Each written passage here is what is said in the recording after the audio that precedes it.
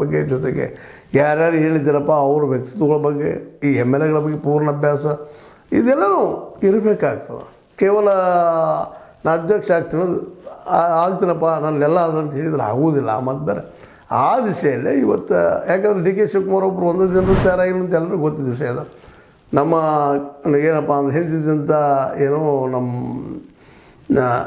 Chief minister SM ಕೃಷ್ಣಾರ ಕಾಲದಿಂದ ಬಂದಂಥವ್ರು, SM ಕೃಷ್ಣಾರವ್ರ ಜೊತೆಗೆ ಬೆಳೆದು ಬಂದಂಥವ್ರು, ಅವ್ರನ್ನ ಬೆಳೆಸಿದವರು ನಮ್ಮ SM ಕೃಷ್ಣ ಅವರು. ಹೀಗಾಗಿ ಅವ್ರ ಜೊತೆ ಇನ್ನುಳಿದ ಒಕ್ಕಲಿಗರ ಸಂಬಂಧಗಳ ಜೊತೆ ಇನ್ನುಳಿದ ಬಗ್ಗೆ ಅದರಲ್ಲೂ ಅವರ ಹೋರಾಟ ಹೆಂಗದಪ್ಪ ಅಂದ್ರೆ ದೇವೇಗೌಡರ ಮನೆತನ ಜೋಡಿನ ಅವ್ರದ್ದು ತಿಕ್ಕಾಟಾಗ್ತಾ ಬಂದದ್ದು ಇಲ್ಲಿವರೆಗೆ.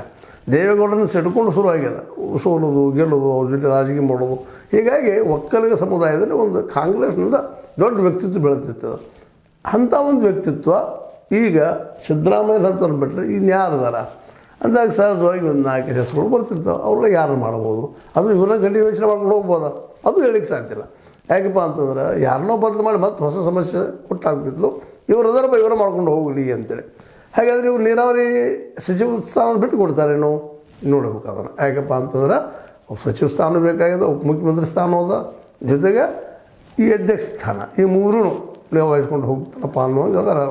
ಬಟ್ ಇದೆಲ್ಲ ಮೂರೂ ಏಕಕಾಲಕ್ಕೆ ನಿರ್ವಹಿಸ್ಕೊಂಡು ಹೋಗೋದಕ್ಕೆ ಬಿಡೋದು ಬೇಡಪ್ಪ ಅನ್ನುವಂಥ ಇದ್ದಂಥವ್ರು ಇದ್ದಾರೆ. ಅವ್ರ ವಿರೋಧಿಗಳು ಸಾಕಷ್ಟು ಇದ್ದಾರೆ ಕಾಂಗ್ರೆಸ್ನಲ್ಲ.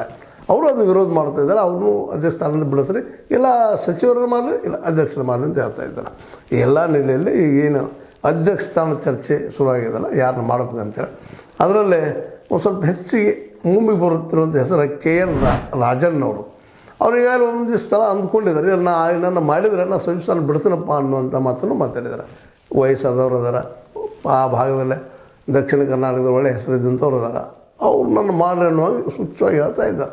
ಆದರೆ ಹೈಕಮಾಂಡ್ ಮಾಡ್ಬೋದು ಅವರನ್ನು ಅನ್ನುವಂಥದ್ದು.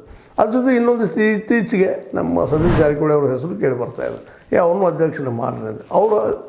ಅವರನ್ನು ಮಾಡಿದರೆ ಅವರು ಸಚಿವ ಸ್ಥಾನ ಬಿಡ್ತಾರ ಅನ್ನುವಂಥದ್ದು. ಈಗ ಅವ್ರು ಹೇಳಿದ್ದಾರೆ ನಮಗೆ ಆ ಸ್ಥಾನದ ಬಗ್ಗೆ ಅಪೇಕ್ಷೆ ಇಲ್ಲ ಅಂತ ಮಾತಾಡಿದ್ದಾರೆ. ಹೀಗಾಗಿ ಅವ್ರಾಗ್ಬೋದು, ಇಲ್ಲ ನಮ್ಮ ಹೆಚ್ಚಿಗೆ ಪಾಟೀಲರಾಗ್ಬೋದಾ. ಆದರೂ ವಯಸ್ಸಾಗ್ತಾಯಿದೆ ಅವ್ರಿಗೆ. ಮೊದಲಿನ ಒಂದು ಹುರುಪಾಗಲಿ, ಒಂದು ಯಂಗ್ನೆಸ್ ಆಗಲಿ ಕಡಿಮೆ ಆಗ್ತಾಯಿದೆ. ಹೀಗಾಗಿ ಅಂಥವ್ರ ಅಧ್ಯಕ್ಷ ಆದ್ರೆ ಇಲ್ಲಿ ಓಡಾಡಿ ಕೆಲಸ ಮಾಡಬೇಕಾಗ್ತದೆ, ಇಡೀ ರಾಜ್ಯ ತುಂಬ ಅಲ್ಲಾಡಬೇಕಾಗ್ತದೆ, ಮತ್ತು ಪಕ್ಷವನ್ನು ಉಳಿಸ್ಬೇಕು. ಹೀಗಾಗಿ